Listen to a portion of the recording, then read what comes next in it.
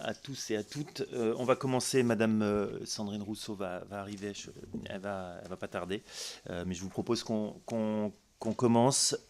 Mes chers collègues, nous entamons nos éditions du jour en recevant la Guilde des artistes de la musique. La gamme. Je ne sais pas si on dit la gamme. C'est assez logique quand on parle de musique. Madame Suzanne Combeau, donc artiste et déléguée générale de la Guilde des artistes de la musique. Madame Charlotte Ségara, qui est autrice, compositrice, interprète, membre de la gamme. Et Madame Émilie Gonneau, fondatrice et directrice du label Unicum Musique, cofondatrice de Change de disque et initiatrice du hashtag Musique Tout. Alors, créée en 2013, votre organisation professionnelle fédère les auteurs, compositeurs et interprètes de toutes les esthétiques musicales. Comme vous le savez, notre commission d'enquête cherche à faire la lumière sur les violences commises contre les mineurs et les majeurs dans le secteur du cinéma, de l'audiovisuel, du spectacle vivant. Notamment, la musique fait bien sûr partie du champ de nos investigations. Vous avez conduit en 2019 une étude sur le bien-être dans l'industrie musicale en France, partant du constat que vos métiers connaissaient des spécificités qui exposaient vos membres à des problèmes de santé au travail. Et notamment la pression, l'environnement festif, le rythme de travail, la précarité. Elle relevait déjà un chiffre inquiétant. Une femme sur deux parmi les répondantes déclarait avoir été victime, parfois ou souvent, de harcèlement moral, et près d'une femme sur trois déclarait avoir été victime de au moins une fois de harcèlement sexuel. Alors qu'en est-il 5 ans après ?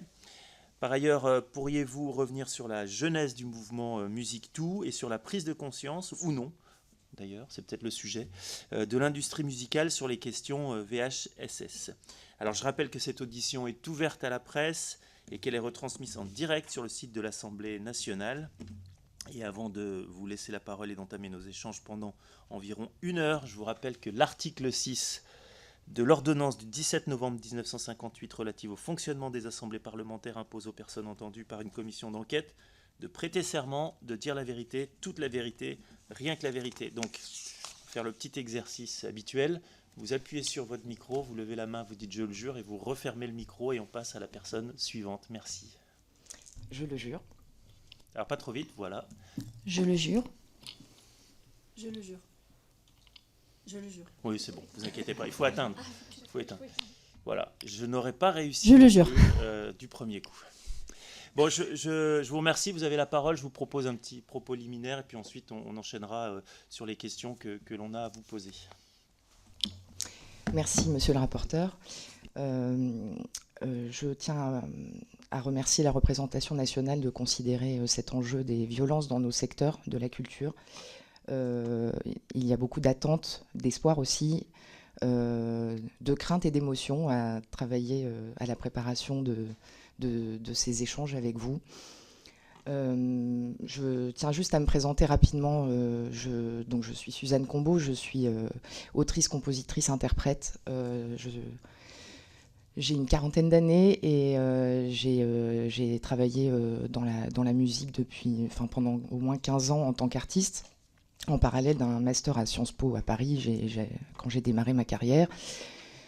Et au bout d'une dizaine d'années de pratique de la musique en professionnel, j'ai eu une sorte d'éveil institutionnel et de prise de conscience que les artistes n'étaient pas vraiment présents dans les débats qui concernent l'industrie musicale. Et c'est ainsi qu'on a eu l'idée avec des artistes Axel Bauer, Kent, Issam Krimi et moi-même de créer la Guilde des artistes de la musique. Donc nous avons monté la gamme.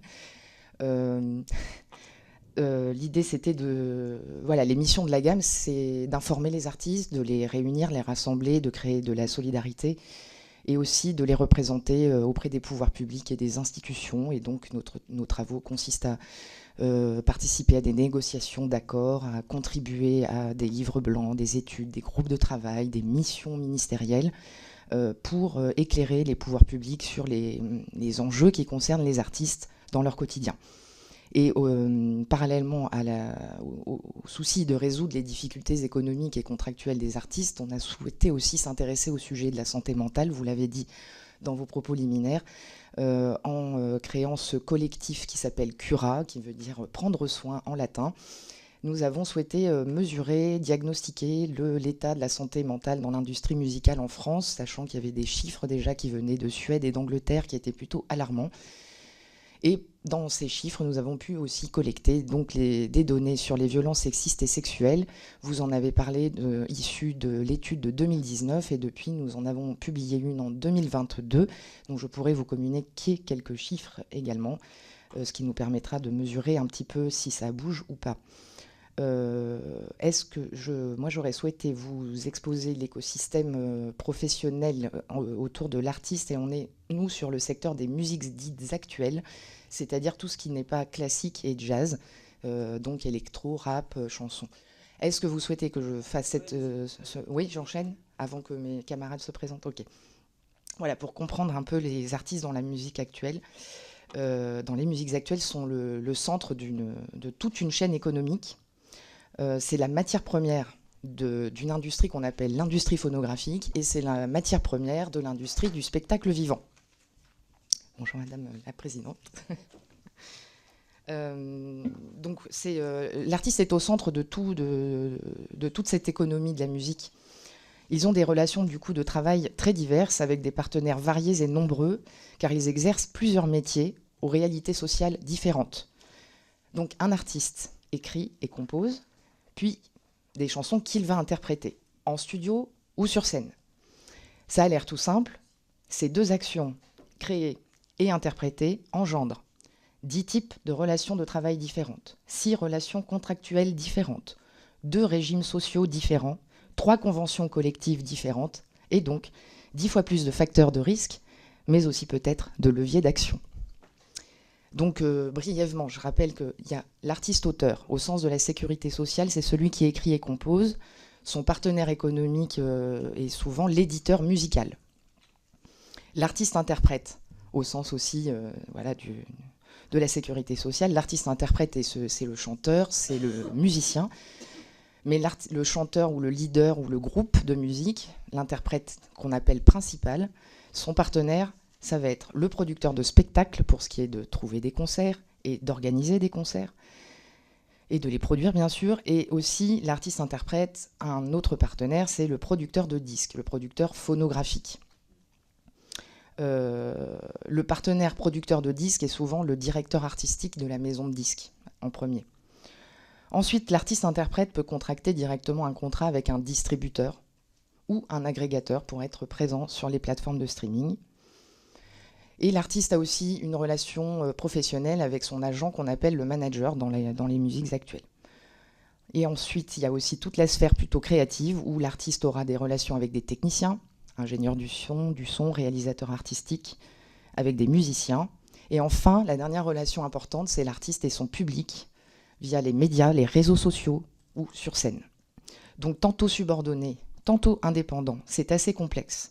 Et nous avons prévu donc de vous fournir d'ailleurs sur toute cette réalité une note précise avec les textes qui encadrent nos relations, et je vous épargne le catalogue.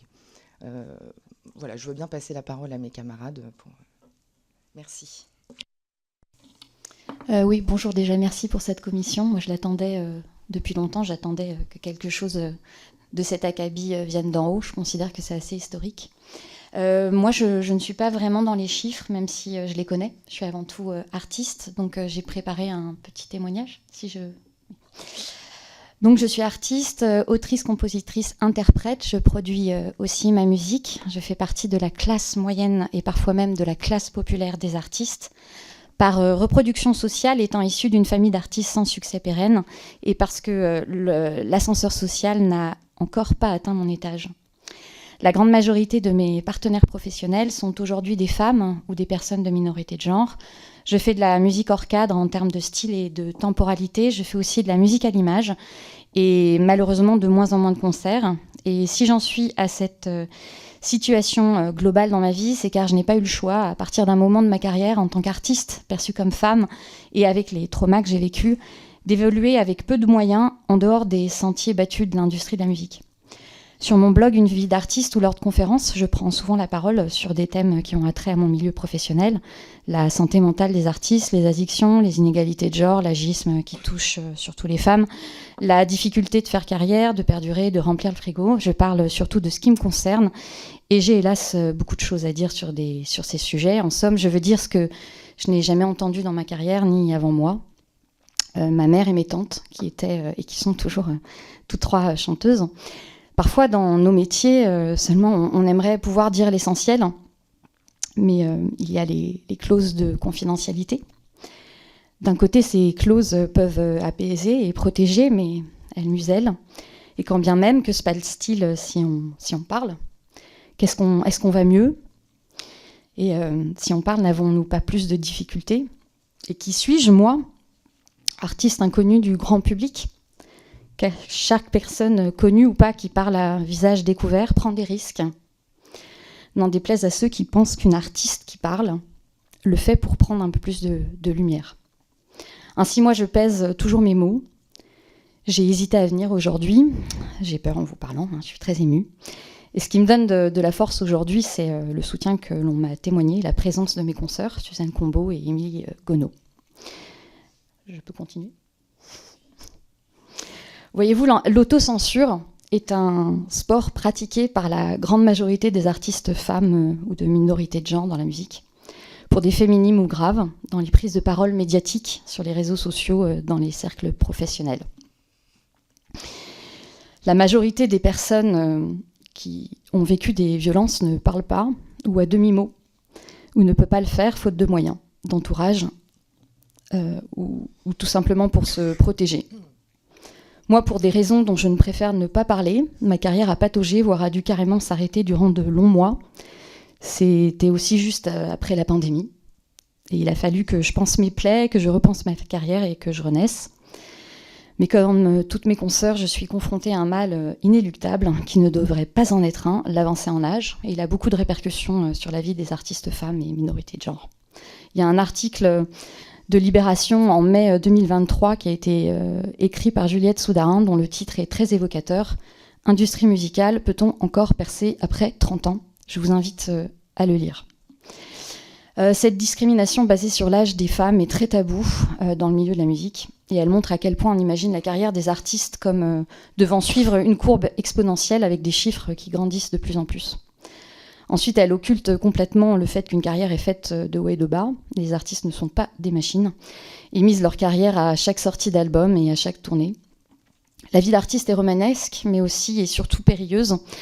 Mais pour les femmes et les minorités de genre, elle est encore plus semée d'embûches. Alors je pourrais vous faire un listing complet, je l'ai fait, de toutes ces embûches, mais en fait, c'est à peu près les mêmes discriminations que l'on retrouve pour les femmes dans la société en général. Mais il y a des particularités pour les artistes de musique, des facteurs de risque multipliés, déjà par la multiplication des partenaires professionnels, mais aussi parce que au moment de leur apprentissage, que ce soit dans les écoles, les conservatoires, avec des profs particuliers, il peut y avoir des abus ou tout simplement un facteur d'autorité des professeurs qui fait que les élèves sont amenés à ne pas parler. Et puis aussi parce que les premiers groupes de musique se forment plus facilement entre garçons, tandis que les filles, ils sont souvent cantonnées au rôle de chanteuse ou en sont tout simplement exclues. Lorsqu'elles parviennent à intégrer ou à créer un groupe, les femmes artistes se retrouvent le plus souvent dans des formations à dominante masculine. La vie de ces groupes déboute souvent à domicile ou dans des lieux de répétition fermée. Les membres sont généralement des amis, voire des membres de la famille. Et il faut aussi une certaine connivence pour travailler aussi isolés pendant de longues heures ensemble. Et dans ce contexte, la frontière entre vie professionnelle et personnelle devient très floue. Et ce flou poursuit les artistes à leurs dépens durant toute leur carrière. Cela amène à des situations professionnelles très complexes. Je pense au cas particulier des couples à la scène comme à la ville. Le compagnon peut être pour l'artiste femme un rempart, comme un garde du corps contre les violences qu'elle pourrait subir, mais il peut aussi perpétrer ces mêmes violences. Il faut aussi se rendre compte que les artistes de musique s'adonnent à beaucoup d'activités différentes dans de nombreux lieux différents. Et cela multiplie les risques sur des tournages de clips dans les studios de répétition, des plateaux télé, des radios, énormément de salles de concert dans des temps réduits. Et aussi, on est beaucoup sur les réseaux sociaux. C'est quelque chose qu'on demande aux artistes de musique particulièrement. Et on peut remonter beaucoup d'histoires de cyberharcèlement ou de cyberattaques. Donc la multiplication des partenaires professionnels dont a parlé Suzanne, excusez-moi. Aussi la santé physique et psychique des artistes, en particulier des femmes et des minorités de genre, est mise à rude épreuve, particulièrement les femmes. Ce qu'il faut savoir, c'est que la majorité des artistes ne prennent jamais de congé pour des arrêts maladie. On travaille très très souvent malade. Pour ma part, j'ai pris mon premier arrêt maladie à 40 ans. Le milieu de la musique tolère aussi les addictions plus qu'ailleurs. Et c'est beaucoup plus compliqué pour les femmes parce qu'elles dissimulent davantage ces addictions ou elles n'en sont pas conscientes. Alors la maternité et la parentalité représentent un problème de taille. Il y a même une association, un collectif qui s'est créé à ce propos, l'association, le collectif Les Maternitantes. Et bien entendu, nous devons vivre cela tout en gardant bonne figure. Je vous invite à regarder le témoignage pour Mediapart de l'artiste Fleur Benguigui, où elle parle énormément de ce point, le fait de devoir garder bonne figure dans les médias, bien sûr, sur les réseaux sociaux, sur scène, mais aussi avec ses propres partenaires professionnels.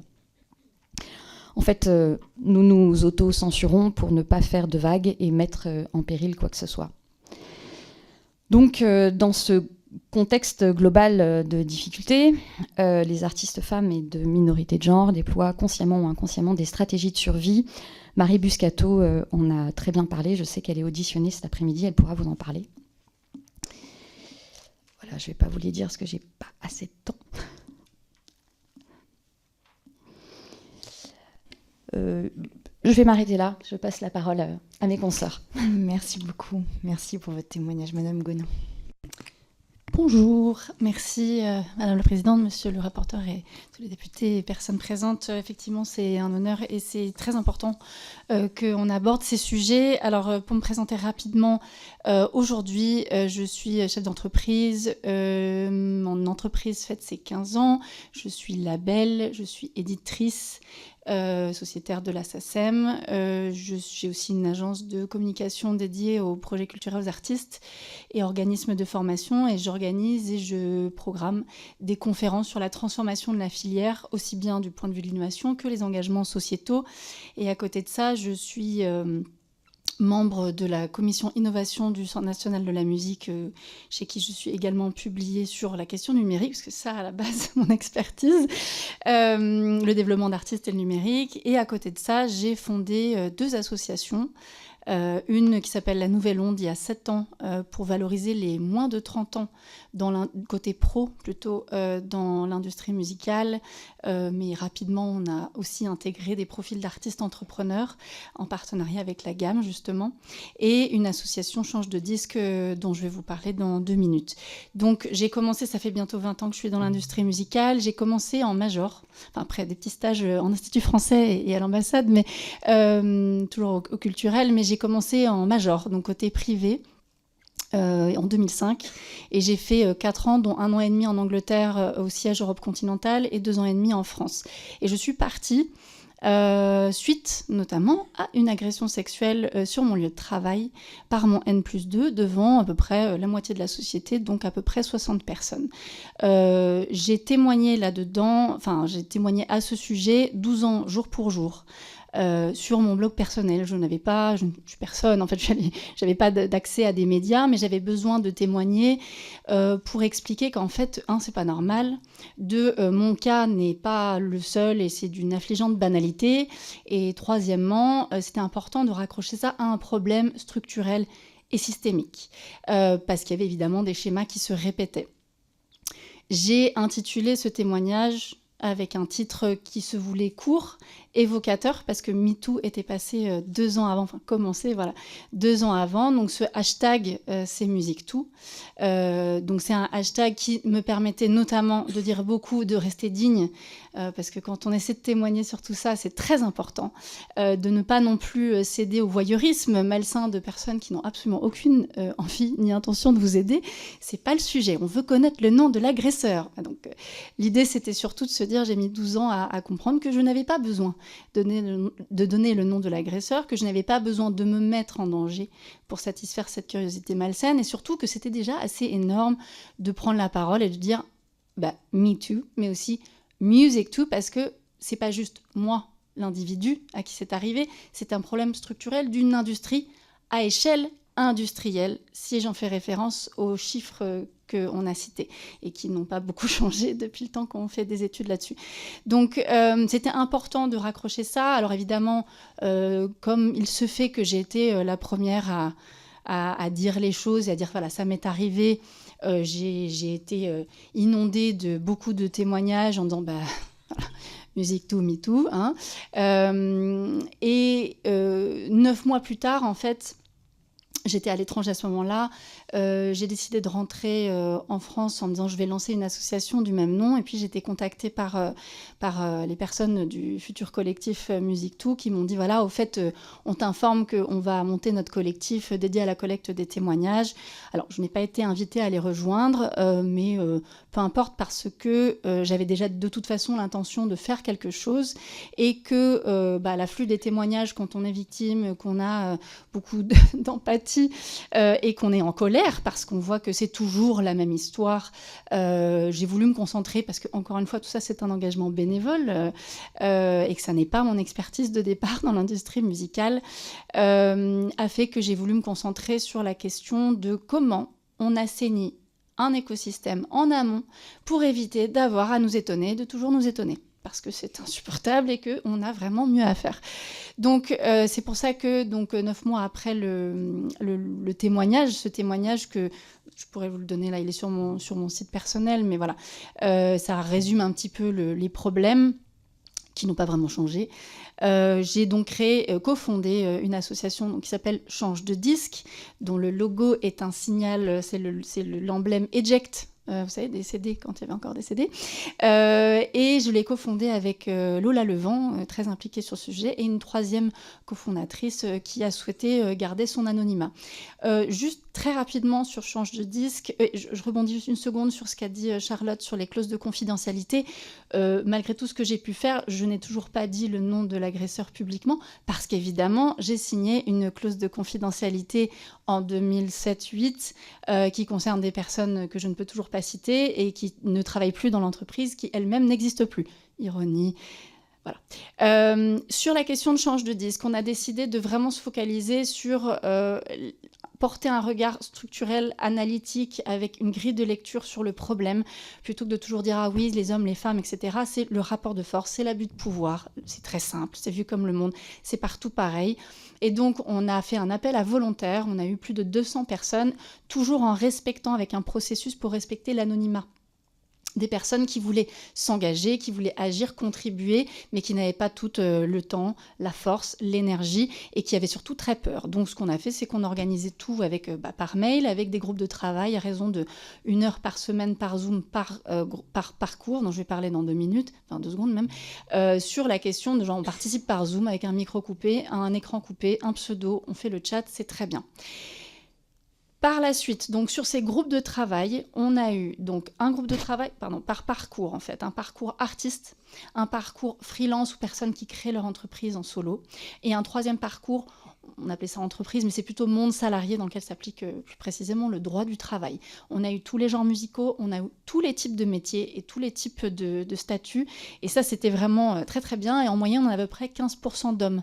Donc c'était très intéressant, et notamment dans les groupes de travail, avec une posture vraiment de j'apprends, j'écoute, et je ne remets pas en question le vécu des femmes qui s'exprimaient, minorité de genre, et c'était déjà on avançait beaucoup plus vite, et c'était vraiment très agréable, et donnait une bonne note d'espoir. Ce qu'on a constaté au niveau des caractéristiques, c'est que Les principaux leviers de harcèlement, d'agression des femmes et minorités de genre, selon les différents parcours, variaient. Les personnages, les décors, les costumes, les noms des personnages ne changeaient, mais le reste ne changeait pas.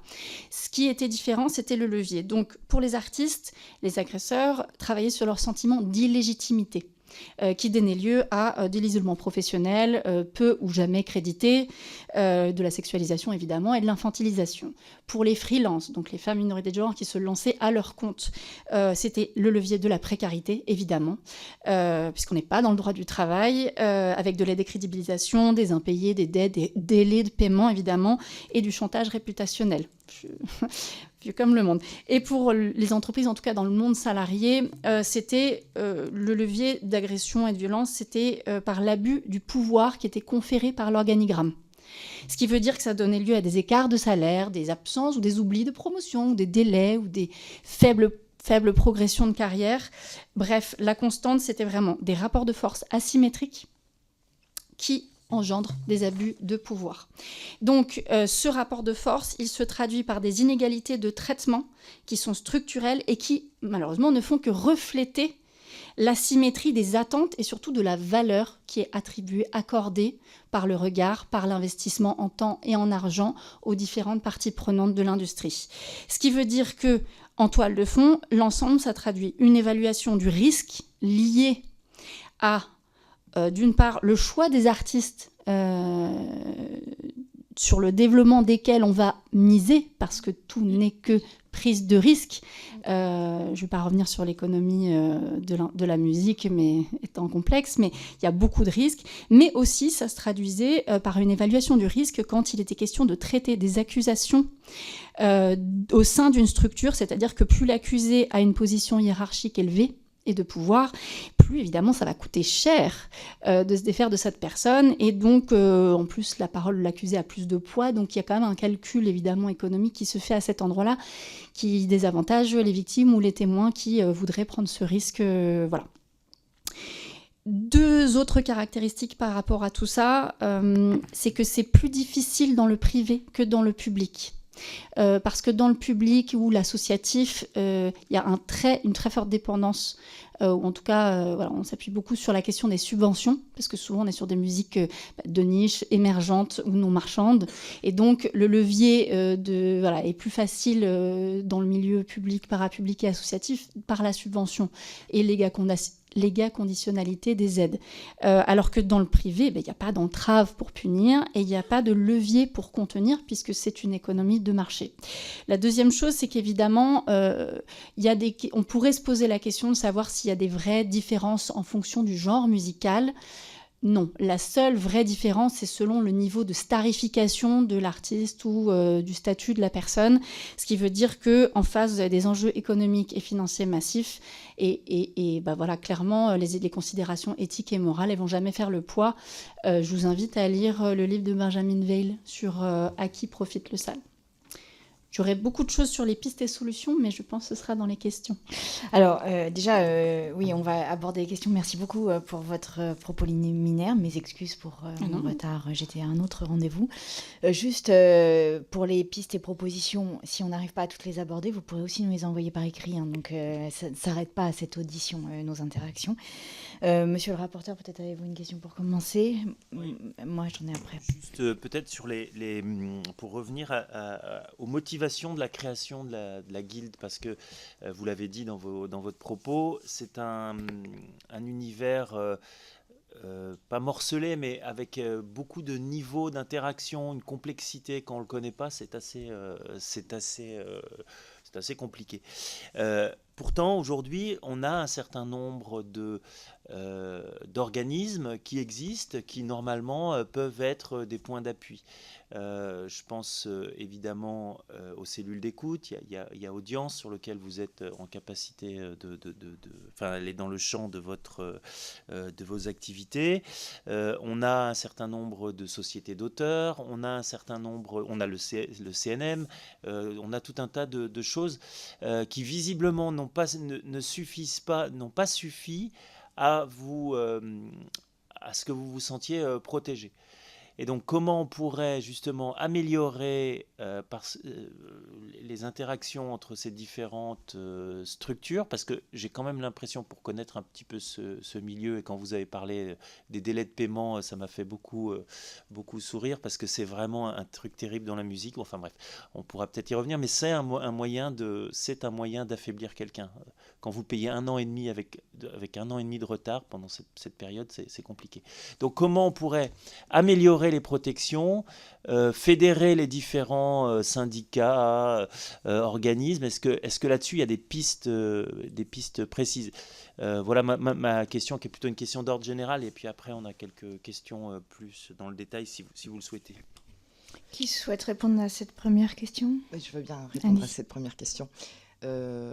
Déjà, ce qui est intéressant dans votre question, c'est pourquoi on a eu le besoin de créer cette fédération d'artistes. Et en fait, chacun parlant son nom, la SACEM est une organisation de gestion collective, elle va parler de la gestion collective. Et elle a des intérêts propres à sa mission. Et elle n'est pas au quotidien avec un artiste qui a des relations contractuelles avec un producteur de disques. Le producteur de disques a des intérêts économiques propres, qui lui sont propres. Et on a du mal à avoir d'ailleurs un lien d'intérêt. On a même essayé de négocier pour qu'il y ait comme un droit fiduciaire, une sorte de lien, mais ça n'a pas fonctionné. D'intérêts communs. D'avoir des intérêts communs, c'est compliqué. En fait, on travaille avec tout le monde, mais on a des intérêts communs avec personne. C'est assez déstabilisant pour les artistes. Et donc, il y a eu ce besoin de réfléchir ensemble. Et puis aussi, la particularité de la gamme, c'est d'avoir fédéré justement des individus qui exercent ces multiples métiers, qui font d'eux des artistes interprètes, qui sont aussi auteurs-compositeurs, alors que dans le tissu, le maillage des organisations professionnelles, tout ça est très séparé. On a effectivement des syndicats de salariés, comme pour les cheminots, CGT, FO, CFDT, qui représentent les salariés. Ça s'applique bien aux musiciens d'orchestre, aux salariés vraiment, mais peu à ceux qui sont à l'initiative des œuvres et qui vont les porter à bout de bras pendant 10 ans avant que ça soit commercialisé. Donc voilà, c'est pour ça qu'on s'est créé comme ça. Ensuite, est-ce que ça veut dire que personne ne répond vraiment? Oui, il y a quelque chose de désarticulé dans cette filière. Et effectivement, l'arrivée du Centre national de la musique, dont je précise que je suis membre du conseil d'administration en personnalité qualifiée, auteur, compositeur, interprète, justement, je me suis battue pour qu'il y ait un siège pour cette personnalité. C'est moi qui l'occupe depuis sa création, mais voilà, c'est comme ça. Déjà, il a fallu se battre pour qu'il y ait cette représentation de la voix des artistes.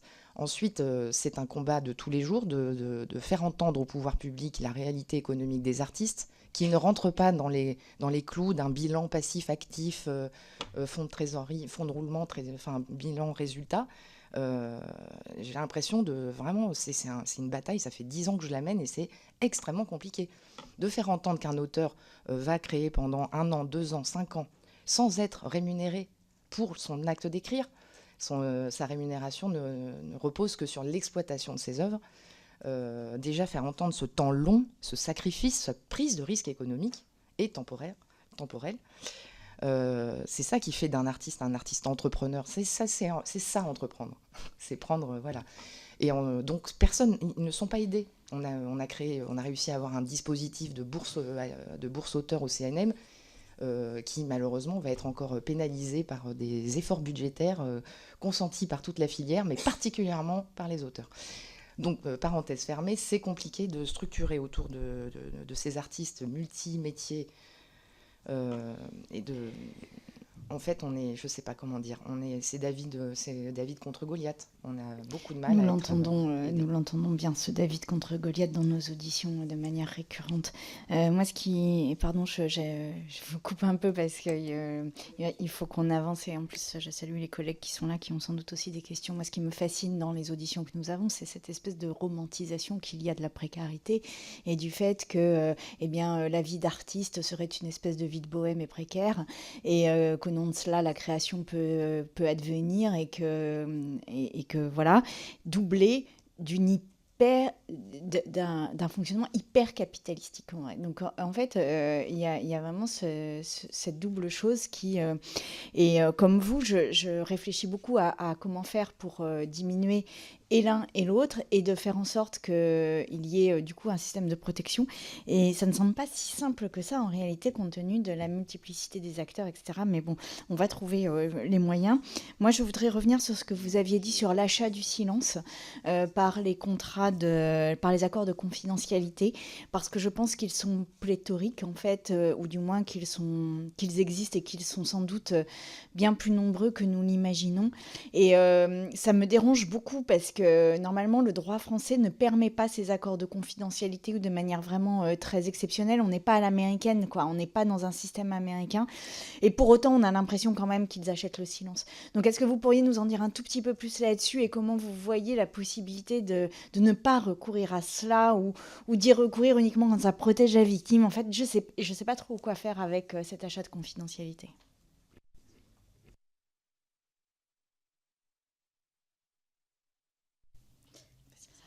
Dans mon cas, c'est très compliqué de répondre à votre question. Voilà. Et même la réponse est voilà, confidentielle. ça explique. Okay. Voilà, j'ai laissé Émilie. Voilà. On se marre. Hein. Alors, pour répondre à la question, c'est pas normal. Oui.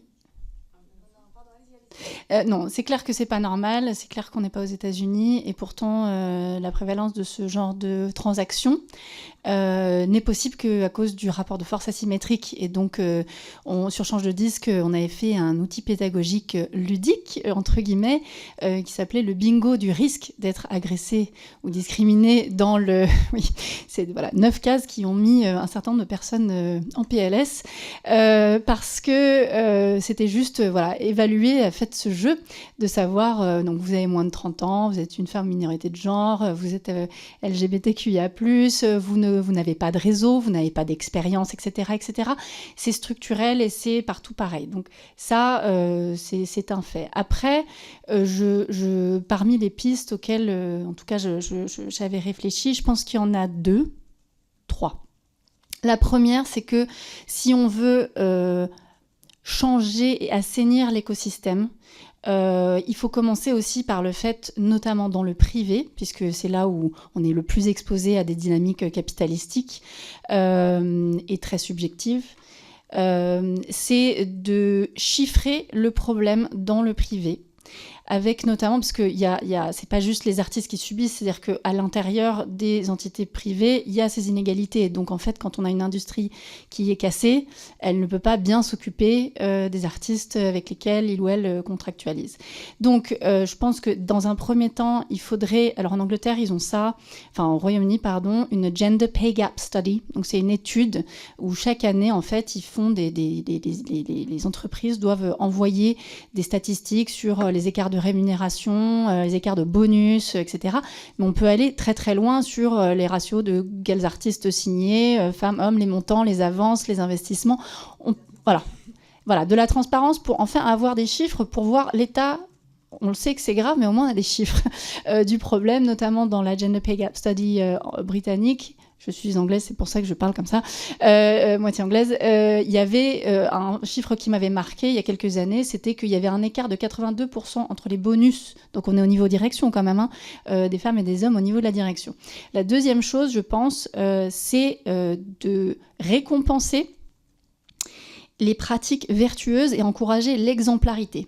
Parce qu'il y a énormément d'angles morts sur tout ce qui se passe et que les gens, en fait, sont un peu perdus sur comment gérer ça. Donc, il faut éviter les conflits d'intérêts. C'est-à-dire que les cas de Flore Benguigui, mais aussi la Strain à l'époque, c'est quand on a quelqu'un qui cumule des casquettes de manager, de label, d'éditeur. Enfin, il y a un moment, il y a un énorme problème de conflit d'intérêts.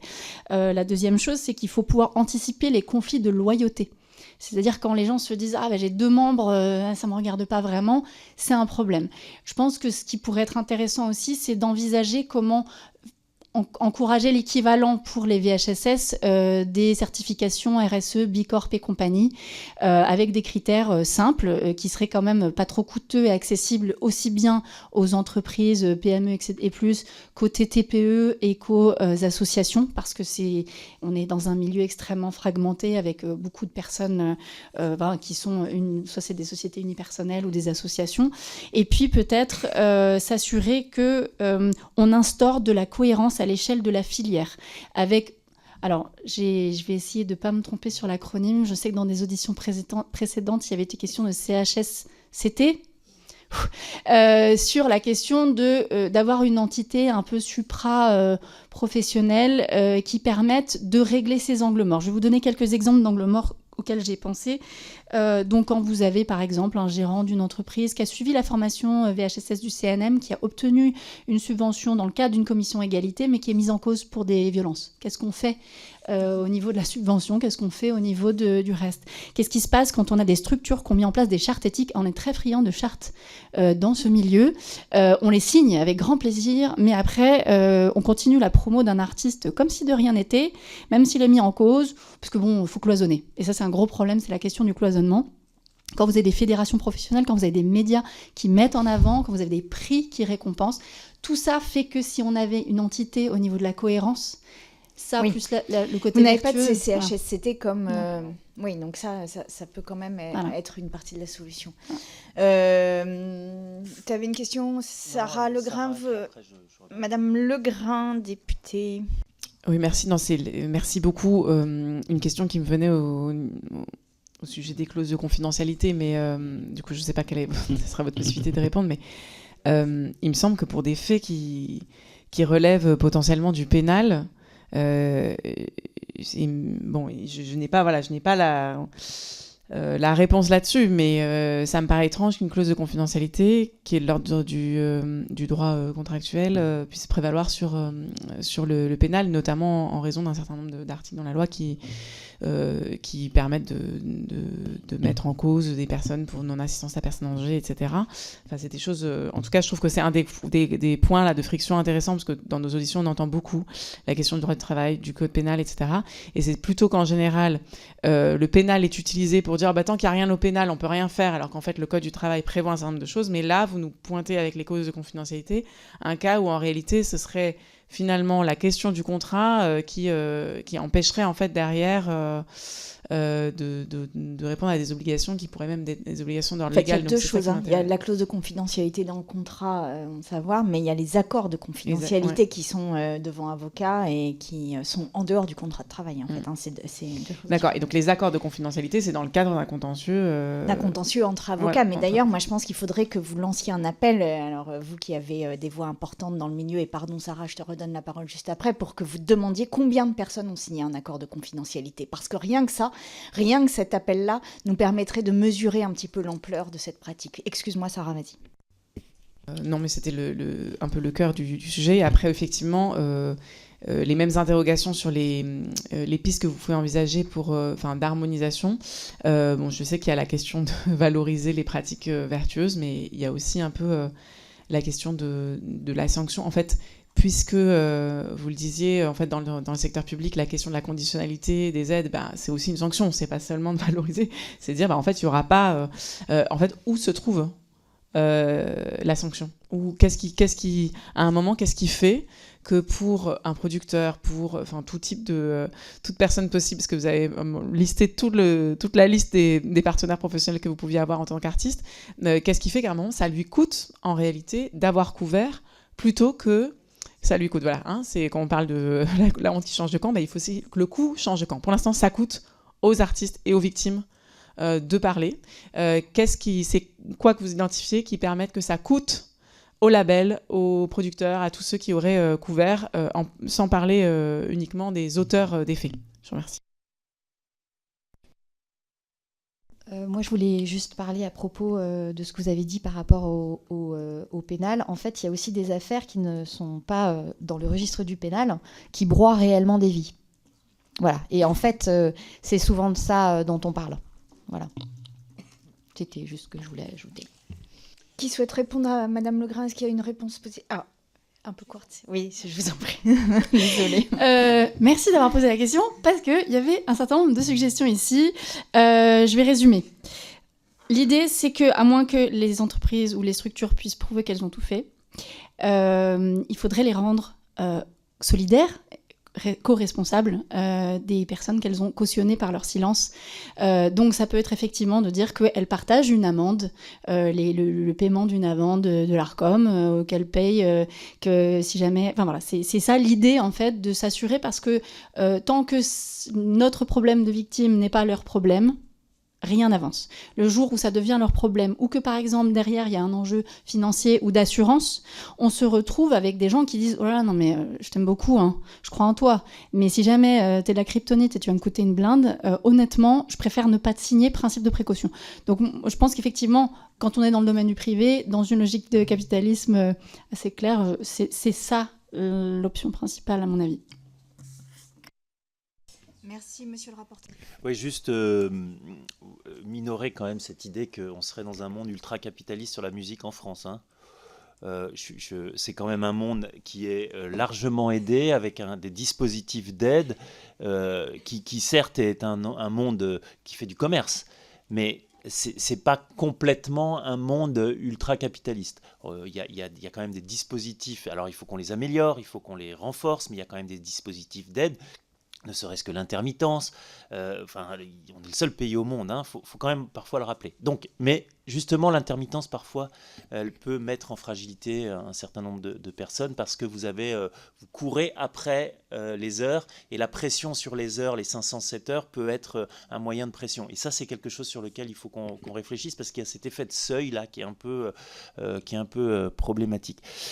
Juste là, on n'a pas vraiment réussi, mais je pense que ça sera sans doute dans votre document, voir les délégations de pouvoir dans ce milieu, parce que je crois que c'est un des problèmes de la musique, c'est-à-dire que vous êtes, par exemple, vous allez faire des guitares pour un artiste. On n'est pas tout à fait dans les mêmes schémas très structurés que le cinéma. Il y a des accords de gré à gré, parfois c'est pas directement le producteur, c'est le studio. Enfin, il y a des choses comme ça qu'il faudrait peut-être clarifier, parce que justement il y a le problème de la dépendance d'autorité, le lien hiérarchique qui est à déterminer. Est-ce que dans vos réflexions, parce que vous nous avez mis l'eau à la bouche un peu avec votre tableau et avec votre document très complet, ce genre de choses, vous l'avez dans... Ok. Oui, bien sûr, allez-y. Pardon. Oui, tout à fait, j'ai prévu, enfin c'est fait, mais en fait je me permets d'insister sur quelque chose qui n'est pas vraiment, qu'on ne va pas trouver sur ChatGPT ou dans les textes, c'est la relation effectivement un peu floue, informelle, qu'on peut avoir entre artistes. Un artiste qui travaille avec un réalisateur artistique, c'est deux artistes qui travaillent ensemble, un artiste qui travaille avec des musiciens, un artiste qui travaille avec son compagnon, sa compagne. Ça, c'est très peu encadré, et effectivement, il se passe pas mal de choses pas très bien, à huis clos, etc. Et il y a une difficulté au Centre national de la musique qui conditionne ces aides à un suivi de la formation sur les VHSS, c'est qu'elle n'est pas... déjà, comme les artistes ont du mal à accéder aux aides que propose le Centre national de la musique, peu vont devoir suivre ces formations. Or, je pense que c'est important que les artistes puissent... se former là-dessus, et les managers aussi, c'est important. Parce que c'est vraiment les relations les plus proches, les plus intimes, les plus informelles, il y a besoin d'informer. Et en fait, il y a beaucoup trop d'histoires, finalement, entre artistes, presque plus que... voilà, moi, personnellement, j'ai été victime, en préparant cette audition, de violences sexistes et sexuelles, mais principalement par des artistes masculins. À 95%, c'était des hommes. Je veux pas, voilà, mais c'est simplement que les hommes, c'est eux qui détiennent les clés du pouvoir, les clés de l'ascendant artistique. On est dans le mythe du Pygmalion depuis que Gainsbourg a fait de Jane Birkin sa muse. On est quand même toujours dans ce schéma. Ah oui, bien sûr. Mais je parle pour les musiques actuelles. Et ma petite fenêtre, c'est la figure modeste de Gainsbourg qui plane. Mais évidemment que c'est dans tous les arts en plus, et c'est comme ça. Et donc je pense que il y a un truc qui est un petit peu en dehors du spectre de la vue là, des pouvoirs publics. Il y a peut-être quelque chose à faire là-dessus. Et je fais une petite parenthèse sur capitalisme ou subventionné, etc. Je trouve que la France a toujours cette exception culturelle très importante. Et effectivement, on bénéficie de l'intermittence comme les Belges. C'est pas tout à fait la même, mais voilà, on n'est pas complètement tout seul. Cela dit, je trouve qu'il y a une tendance vertigineuse et très inquiétante à justement privilégier beaucoup plus le côté entertainment, divertissement, de l'art comme divertissement, entreprise, industrialisé, que l'art en tant qu'artisanat, en tant que diversité culturelle. Et il y a un petit message pour les collectivités locales, si elles pouvaient ne pas nous abandonner, ça serait super. Les collectivités locales et le ministère de la Culture, si vous nous entendez. Oui. C'est un budget qui a augmenté d'1 milliard depuis 2017. Madame Ségara. Je voudrais ajouter quelque chose, c'est qu'on on encourage de plus en plus les artistes à devenir leurs propres patrons, à devenir des artistes entrepreneurs, ce qui fait que là, on est un peu plongé seul dans le grand bain. Voilà, je pense que c'est très important de le dire. Madame Gonod, pardon, je complète là-dessus, et du coup, seuls, mais responsables de leur succès comme de leurs échecs. Donc ça pose un problème. Je voulais juste faire un point sur la question de... Plus responsables de leurs échecs que de leurs succès. Oui, mais voilà, objectivement, c'est l'un ou l'autre, mais dans les faits... Ce que je veux dire, c'est un point, et les violences introduites par là, alors je l'ai un peu évoqué sur la question des freelances, mais il y a encore des gros problèmes de transparence sur les contrats, les négociations et sur les flux financiers. Oui, bon, même les contrats signés, les délais de paiement, les reporting de royalties, donc il y a un certain nombre d'outils qui sont mis en place. Je sais que ça paraît un peu farfelu, mais quand même la blockchain, ça peut être quelque chose à explorer sur la question de la traçabilité des revenus, des contrats, des partages et des répartitions. Je sais que pour info, la SACEM l'a déjà fait depuis quelques années maintenant avec un dispositif qui s'appelle Music Start pour les dépôts provisoires qui permettent aussi aux femmes et minorités de genre, notamment, c'est une des vertus de ça, mais il y en a beaucoup, de prédéposer une œuvre avant de rentrer en studio, parce que ça arrive trop souvent qu'elle rentre en studio, qu'elle paye un prestataire pour faire un G-son, qu'il a suggéré un truc, et puis d'un coup, il fait pression pour être co-compositeur. Donc ça, voilà, c'est un exemple. Globalement, voilà, après, je pense qu'il y a des choses à faire sur ça. Il y a un effort d'accélérer les flux de paiement avec les outils, mais c'est vrai que c'est encore un peu... Voilà, ça s'améliore, mais c'est encore un levier important. Dans votre document, là, votre fameux document, vous parlez du système des points, comment ça marche C'était pas prévu. Non, mais alors... Non, mais franchement, avec plaisir, on va le faire. Non, vraiment... Non, mais parce que... L'histoire de points entre producteurs, éditeurs, l'artiste, c'est quelque chose que je pense que ça serait bien pour les... Enfin, moi, je connais un petit peu, mais que les administrateurs n'aient pas à se plonger dedans. Moi, j'aimerais bien que vous nous fassiez une espèce de carte mentale d'un artiste et tous les acteurs autour. Voilà. Qu'on ait une... Oui. Mais je pense que c'est important pour nous pour pas perdre une partie du paysage et qu'on ait vraiment une vision plus claire de quels sont les différents acteurs. Pardon ? Oui, c'est ça, voilà, une espèce de carte mentale, vraiment, et je pense que ça serait utile pour nous. Moi, je voudrais que... On vous demande une petite thèse de doctorat. Non, une carte, juste.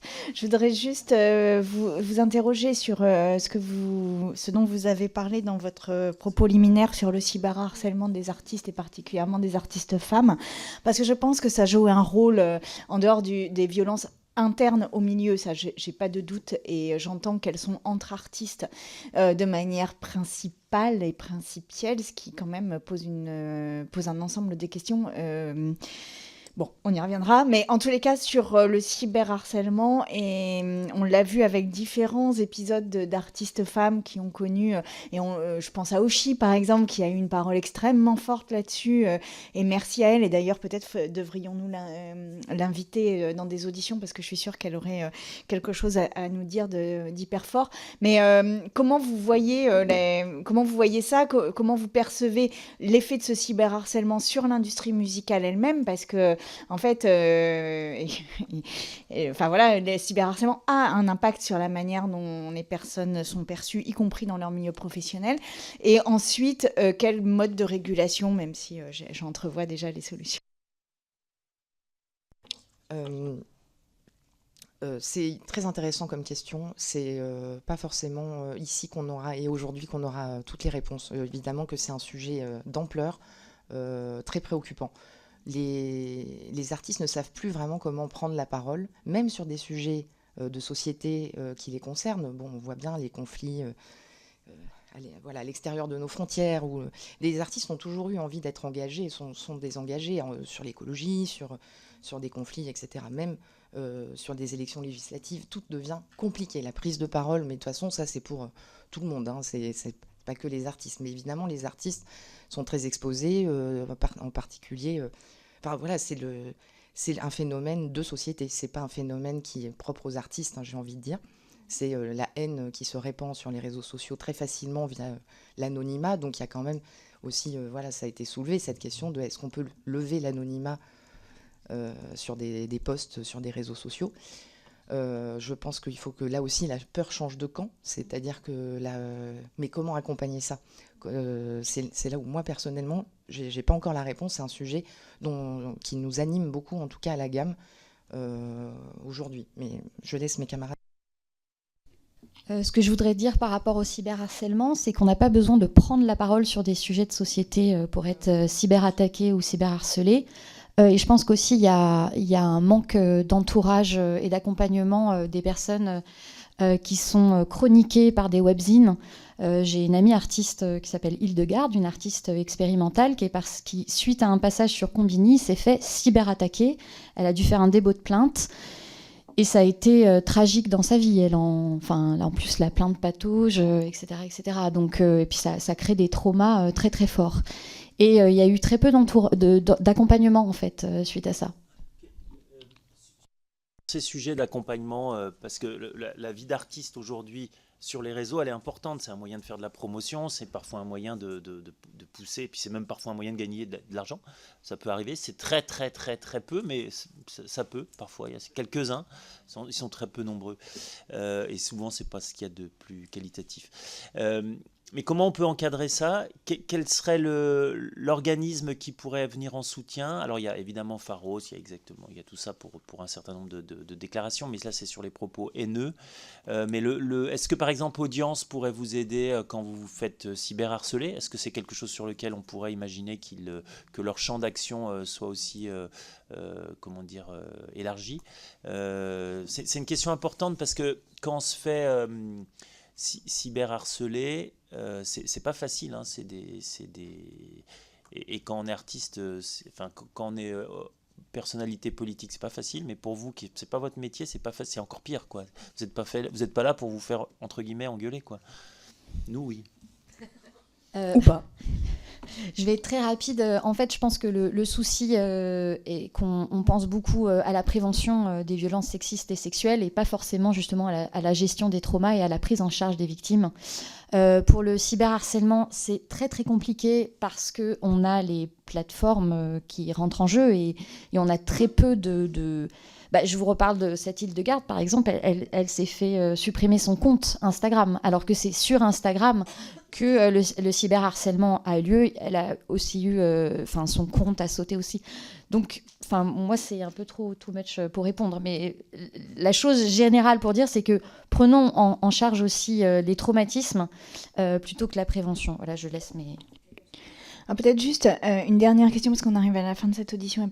La première, c'est comment ça se passe pour vos mutuelles, précisément pour la prise en charge de ça? Est-ce que vous pourriez nous en dire un mot? Et est-ce que vous seriez d'accord pour lancer l'appel dont je parlais tout à l'heure sur les accords de confidentialité pour qu'on voit un peu l'ampleur de cette pratique? Sur les mutuelles, comment ça se passe? Oui, donc on a Audience, qui est effectivement un partenaire, le partenaire. La SACEM a aussi la SMACEM, qui est une mutuelle dédiée aux auteurs-compositeurs. Et je ne pourrais pas répondre tout de suite sur la qualité de leur intervention sur le psy, mais de toute façon, tout ce qui est psy n'est pas remboursé. Ça, c'est le problème. Donc même Voilà, donc ça, je n'ai pas le détail raffiné, puisque je ne suis pas à cette mutuelle. Et puis, pour répondre à votre deuxième question, c'est noté sur mon ordinateur. On va lancer cet appel. Je trouve que c'est une très bonne idée, que nous n'avions pas eue, et qu'on va essayer de collecter ces données. Et juste pour répondre aussi sur qui peut nous accompagner autour du cyberharcèlement, il y a le régulateur, il y a l'ARCOM aussi qui peut faire quelque chose. Alors l'ARCOM, on va les recevoir, j'avoue que je suis assez impatiente de cette audition. Suspense. Oui. Madame Gonod, c'était juste pour compléter. Madame Gonod, allez-y rapidement. Très rapidement, c'est juste tout ça c'est très bien, mais c'est vrai que encore une fois l'entourage, les partenaires professionnels des artistes qui sont solidaires ou en tout cas dont les intérêts économiques sont liés, devraient se former, prendre leurs responsabilités, protéger leurs artistes, prendre la parole. Voilà, et comprendre que c'est pas juste on travaille, on développe, on sort des albums, on met des artistes sur scène, et puis en tout cas il faudrait intégrer ça dans les stratégies de développement et de carrière et de sortie. Voilà.